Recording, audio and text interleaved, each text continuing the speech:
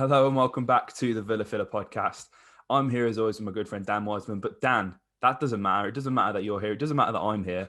Aston Villa have signed Morgan Sanson from Olympique de Marseille for around 19 million euros. How are you doing, mate? I'm really good, mate. These transfer announcement videos get me so excited. I'm really excited to see where he fits into the team. He's such an exciting mold. I think it's a player who I don't think any of us really expected to be signing a centre mid this January, did they? I think if you ask most fans, they said maybe a striker. I think we need some new competition for Matty at the fullback spots.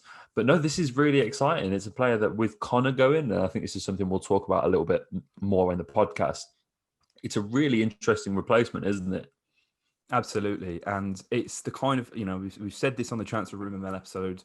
We've said it on all of them since we started for the kind of December, January time, that we need to be adding quality in these positions if we want to mount a charge for Europe.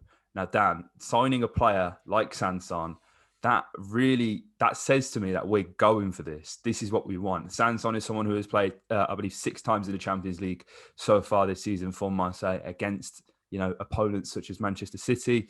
Marseille didn't actually have that much of a bad time against Man City as well, if I do recall off the top of my head, Dan. And I mean, it's so easy for me to get carried away and excited about this. We've done obviously quite a detailed breakdown on what Sanson's game is in our Transfer Rumor podcast from probably a few days or a week ago now. So if you want to know a bit more about him there, obviously go to there. But listen, we're going to talk about him here as well because it really does beg the question, as Dan kind of alluded to there. Where's he going to fit in? How is he going to integrate in the team? Obviously, Conor Hourihane has gone to Swansea. How does this all work? Now, I think ultimately, when you're trying to create a squad, which we're still doing, and listen, Dan, I've gone back and I've listened to a few of the old podcasts from last season, from the back end of last season, even the start of this season and throughout the summer. And a point that you've reiterated the whole time is we don't have a squad. We don't have a squad that's good enough to compete. Now, Villa find themselves in a position where, okay, maybe Sanson doesn't get in the team straight away because it would be kind of unfair to undo the hard work of McGinn, Louise, Barkley, or McGinn, Louise, Jack, however that midfield three does line up in the Premier League.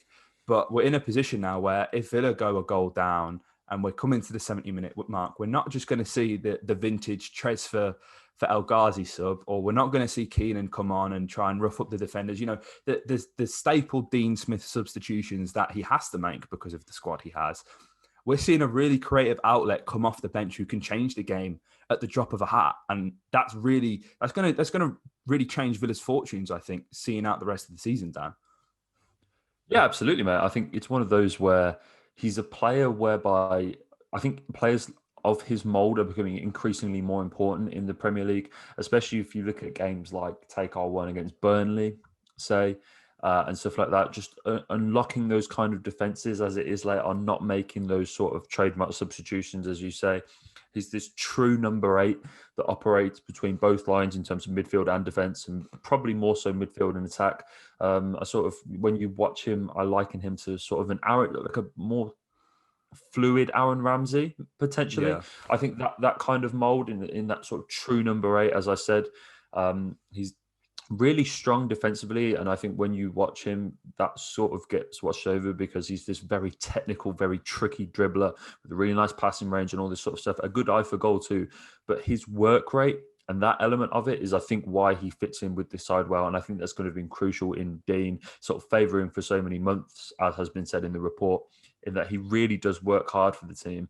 And you're right in terms of he's must have bought into the vision of the side because he's leaving Champions League football for a side with not just no Champions League football, but no Europa League football, nothing guaranteed. And so he must have really bought into the project that Villa will be competing in that European market in seasons to come. And I think for £15 million as well, considering, I don't want to go into it because it's something we talked about in the transfer room, but all the problems that Marseille are having with financial fair play, £15 million seems like a good player. And I think for that, I think we're getting a £25 million player for a £15 million price. Yeah, it seems like a no-brainer. And obviously Marseille are using this deal to finance the signing of Milik from Napoli, which is, I mean, for the €8 million that's reported for him, we should have been all over that as well, in fairness. I think that would have been an absolutely tremendous signing to give Ollie some backup and offer something different on the forward line. But that's a story for another day. Sanson, it's a signing of intent. He's one of these players. I've seen a lot of people say, he's, this means Douglas Luiz is going, or this means that McGinn's going, or it means that Jack's going. Take them three players and mold them together, give them a beard, give them a goatee, and that is Morgan Sanson. He is the best of what Douglas Luiz offers in terms of carrying the ball forward. He has the energy of someone like McGinn, and he just glides with the ball at his feet like Jack Grealish. He really is a signing that takes Villa up to a whole new level. And I was thinking about this the other day, Dan, and how he would integrate in the squad. And obviously we've got Frederic Gilbert, who's still at the club as of the moment of recording. He may be going out on loan, so hopefully, for Morgan's sake, not so much for Fred, but it'd be nice for him to have someone who he can speak his language around.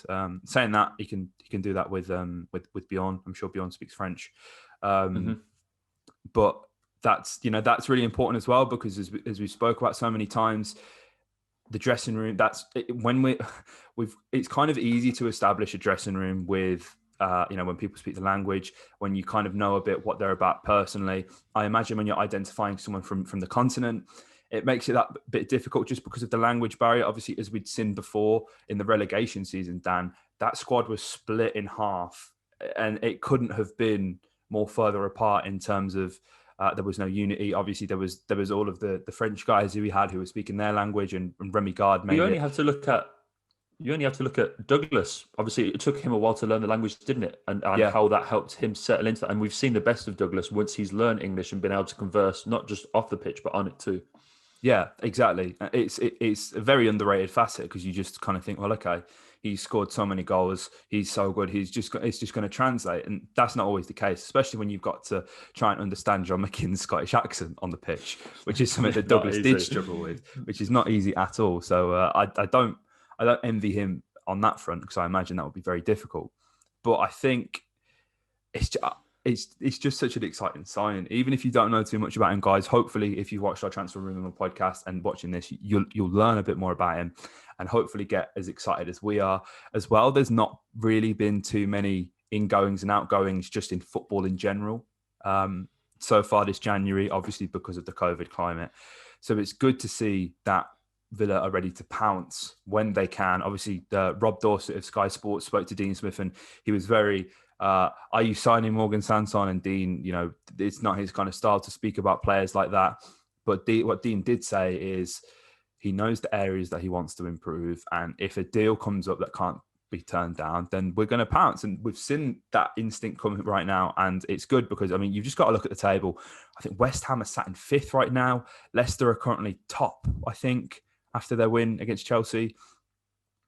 And we're not seeing any real kind of movements from them. I think West Ham will maybe link with Mateo from the Bundesliga, which would be an interesting signing. But whilst these teams are enjoying their positions in the Premier League, and rightfully so, we're still God knows how many games out of hand at the moment. Depending on when this actually comes out, signing a player like this, it's really going to help because we've the Manchester City game will probably have been played at this point. We've still got to play a lot of the big teams as well. We've got the likes of Burnley coming up, where we're going to want to get the points this time. We're going to get a full 3 points at Turf Moor. So I'm just really excited about this signing, Dan. And just to kind of go a bit deeper on some of the stuff that we highlighted in the Transfer Rumour podcast, I wanted to look at the goals and shot creations per 90 minutes that Sanson, and compared that to some of the Villa players, because the goals and assists this season, 3 goals, 2 assists for Sanson so far, in about 15 apps, I think, off the top of my head. It's not amazing. It's not bad by any means. He's getting involved in goal actions, but he's the pre-assister, if that makes sense. He's not the person who is at the byline putting the ball into the box for the strikers to put the chances away. He is, as Dan alluded to, he's the player who likes to play in between the lines. So in transition, he's really important in getting that ball in the final third. But looking at his goal and shot creation chances, per 90 this season. He's averaging 1.83 per 90, which is impressive. Now, comparing that to the Villa squad, Elmo and Keenan are really high on this list, which is obviously skewed by how few appearances they've had compared to how many shots they've probably had in their 30 minutes that's required for this stat to exist. But Jack Grealish is up there with 7 shot creating actions per 90 minutes. Ross Barkley, 5.75. Anwar El Ghazi, 4.48. Bertrand, 3.24. Conor Horahan's up there with 3.2. And again, he's not really played too much. So far, I expect that number to increase for Sanson, because looking in the past, his past 4 seasons, over the course of 90 throughout a season on average, he's averaged around 2.69, with his highest being 3.27 in a season, which was actually last season. So you can see, I think, in a side with better players, and obviously he has a bit less of a direct influence in terms of shot creating actions, just because of the position he plays in terms of just being that kind of box to box player, who, somewhat a bit more expendable. It's encouraging. We're going to probably see him have the ball further up the pitch for Villa. Someone like Jack Grealish, we've seen the relationship that players have had with Grealish when he's come into the club, Dan. Someone like Douglas Luiz, if I recall the Bournemouth game, every time Jack was on the ball, after Douglas gave that ball away, there was no way he was giving that to Douglas. He didn't trust him whatsoever. But now Jack Grealish is in a position where, okay, if I don't want the ball, I'm just going to give it to our little Brazilian registrar at the base of the midfield, and he ain't going to lose it. He's going to fizz the ball 40, 50 yards. And I know we're safe in possession. And I think Sanson is going to be one of them players, because we're going to see him eventually unlock defenses. And it's just, it's such an exciting player, Dan. I could sit here for hours and wax lyrical about how we're going to make Europe, but I'm genuinely so excited that we're seeing a player of this caliber come, especially when you tweeted off the account the other day. It was only 2 years ago that we drew at home to Hull. You wouldn't have expected a player like Morgan Sanson to be coming. The come up. No, you're absolutely right, mate. And I think what he brings us is an extra element to that midfield that we didn't have. And I think what I love about this deal is the different combinations you can start to play in the midfield now. You can sort of drop him in for Jack and put Jack out wide. You've got a player who, if you play with Barkley, you've got tremendous creativity coming with that midfield. You could drop him with Louise and McGinn, and the different ways and the different formations in which you can construct this midfield. I don't think it can be overlooked that he's 6 foot, which adds an important bit of height to a midfield of McGinn and Louise that they just don't necessarily really have. So there's that physicality element that adds to it. I think he's been so crucial to everything that Marseille have done well in recent years, and that's what's really buoyed me. In that he's got a very good injury record. Obviously Liga 1 was called short last season, but he helped them get to second and was really key for Andre Villas-Boas in them doing that. 155 appearances, 25 goals, 22 assists for Marseille. I think all this buys into a really good recruitment strategy for Villa, whereby they drive a hard bargain. And I think Johan Lange and the way that he operated at Copenhagen, where it was sort of buy cheap, big potential, and sort of, I think, whereas with Copenhagen, it was a sort of moneyball strategy where you then resold them for higher values. I think with Villa, we intend to keep them, but his ability to spot bargains in a very depressed market as it currently is in football and pick out these bargains. And I think Sanson seems to be a player with his contract expiring in 2022 at Marseille, is a player that Marseille will probably want off the books to sign other players to balance their FFP books, and ultimately so that they avoid his fee being cut even further if you look to sell him, in the summer or something like that, with when it comes to less than 12 months on his deal. He's a player that I think most interestingly, though, Dan, Villa have been looking at for a long time. There was interest that sort of Paddy Riley back in those days at Villa, when we were signing all those players from Liga, unlike Veretout and Gay and it might be the guys that you spoke about earlier.